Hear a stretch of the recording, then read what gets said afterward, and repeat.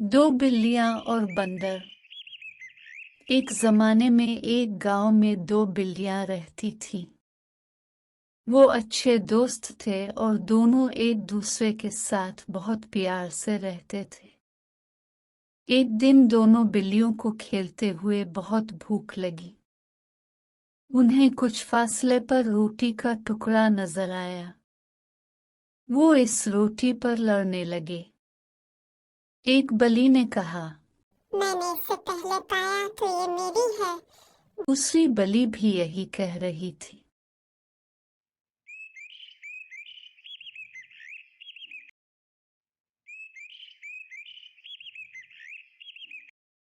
पहली बल्ली ने रोटी के दो टुकड़े लिए और एक टुकड़ा दूसरी बल्ली की तरफ बढ़ा दिया।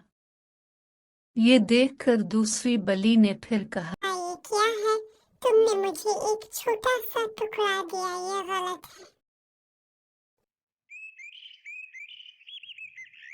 दरख्त पर मौजूद एक बंदर ने उन्हें लड़ते हुए देखकर अपने आप से कहा, ये रोटी मुझे मिल जाए तो बहुत अच्छा होगा। ये मजेदार लगता है। वो बिल्लियों के पास आया और बोला, दोस्त, तुम क्यों झगड़ रहे हो?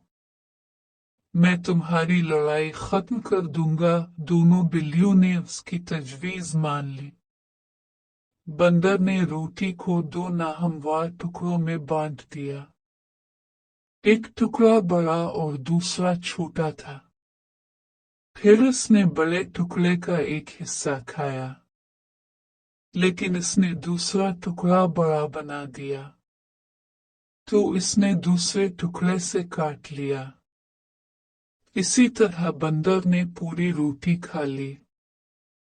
बंदर ने रोटी के बचे हुए दोनों टुकड़े अपने मुंह में रखे और बेचारी बिल्लियों को बेवकूफ बनाया।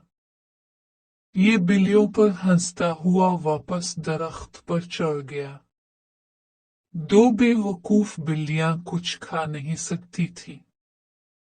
दोनों बिल्लियों को अपनी गलती का एहसास हुआ और वो समझ गए कि एक दूसरे के खिलाफ लड़ना बहुत बुरा फैसला है और दूसरे इसका फायदा उठा सकते हैं। कहानी का अखलाक ये है, जब दो लोग लड़ते हैं तो तीसरे को हमेशा फायदा होता है।